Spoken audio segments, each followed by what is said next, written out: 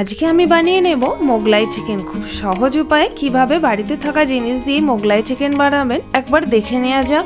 এই মোগলাই চিকেনটা কিন্তু খুব কম সময় খুব কম ইনগ্রেডিয়েন্টস দিয়েই কিন্তু তৈরি হয়ে যায় এবং খেতে কিন্তু দারুণ স্বাদ। নমস্কার, আমি অর্পিতা, আপনারা দেখছেন আমার চ্যানেল এবিস কুকিং কানেকশন। ইনগ্রেডিয়েন্টস গুলো একবার দেখে নেওয়া যাক।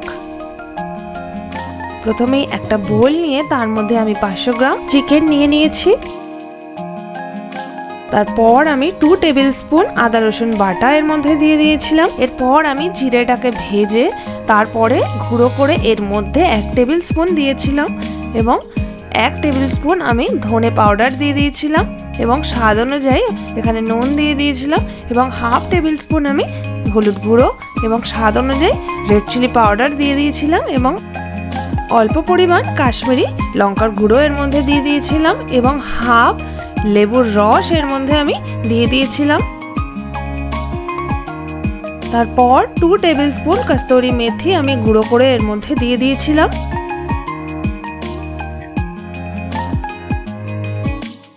এরপরে কিন্তু সবকটি উপকরণকে ভালোভাবে মিশিয়ে নিতে হবে যাতে মশলাগুলো সব চিকেনের গায়ে ভালোভাবে লেগে যায়। এই ম্যারিনেটেড চিকেনটাকে অন্তত 1 ঘন্টার জন্য আমরা ঢেকে রেখে দেব। এরপর একটি মিক্সিং জার নিয়ে তার মধ্যে কিছুটা পিস করা নারকেল নিয়ে নেব। তারপর আমি এখানে বেরেস্তা নিয়ে নিয়েছিলাম। এখানে একটা বড় পেঁয়াজের বেরেস্তা আমি করে রেখেছিলাম। এরপর কিছুটা ফ্রেশ ধনেপাতা এর মধ্যে দিয়ে দিতে হবে। তারপর 3 টেবিল স্পুন আমি হাঙ্কার্ড এর মধ্যে দিয়ে দিয়েছিলাম এবং 6 থেকে 7 পিস কাজু বাদাম এর মধ্যে দিয়ে দিয়েছি এবং ভালোভাবে এটিকে পেস্ট করে নিতে হবে। এরপর একটি কড়াই নিয়ে তার মধ্যে কিছুটা পরিমাণ বাটার দিয়ে 2টো এলাচ দিয়ে দেব।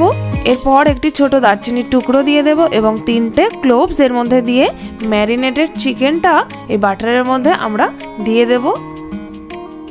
তারপর ভালোভাবে এই চিকেনটাকে ভেজে নিতে হবে।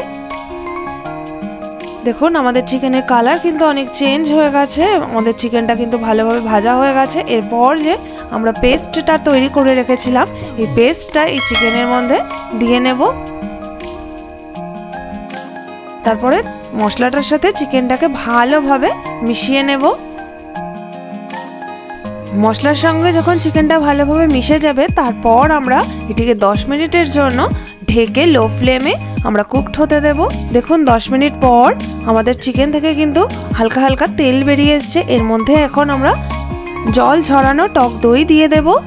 তারপর আবারও ভালোভাবে সবকটি উপকরণ মিশিয়ে নেব।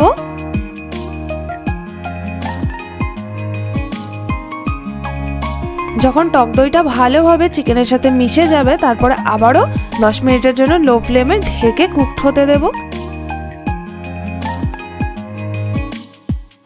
দেখুন আমাদের চিকেন থেকে কিন্তু অনেকটাই তেল বেরিয়ে এসছে, তার মানে আমাদের চিকেনটা ভালোভাবে কষে গেছে।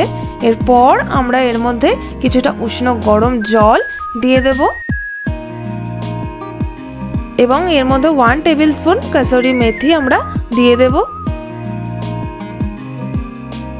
এরপর কিছুটা গরম মশলা আমরা এর মধ্যে দিয়ে দেব এবং সবকটি উপকরণকে আবারও ভালোভাবে আমরা মিশিয়ে নেব এবং কিছুক্ষণ একে কুকড হতে দেব। এরপর আমরা একটি চেরা কাঁচা লঙ্কা এর মধ্যে দিয়ে দিয়েছিলাম। এরপর এর মধ্যে সামান্য পরিমাণ চিনি আমরা অ্যাড করে দেব এবং 1/4 লেমন জুস এর মধ্যে অ্যাড করে দেব। এই লেবু ও চিনির ব্যবহারে কিন্তু এর টেস্ট অসাধারণ হয়ে যায়। এর মধ্যে আমরা অল্প পরিমাণ ঘি অ্যাড করেছিলাম, এটা অপশনাল, না দিলেও চলবে। তারপর সবকিছু ভালোভাবে একবার মিশিয়ে নিয়ে গ্যাসের ফ্লেমটা অফ করে দিয়ে কিছুক্ষণ ঢেকে তারপর সার্ভ করে দেব। এই রেসিপিটি কিন্তু খেতে দুর্দান্ত হয়েছিল, আপনারা অবশ্যই বাড়িতে একবার ট্রাই করে দেখবেন। কেমন হলো আমাকে কমেন্টস করে জানাতে ভুলবেন না। এরকমই ভালো ভালো রান্না পেতে আমার চ্যানেলটিকে সাবস্ক্রাইব করতে ভুলবেন না এবং লাইক ও শেয়ার করতে ভুলবেন না। দেখা হবে নেক্সট ভিডিও নেক্সট রেসিপির সাথে। ধন্যবাদ।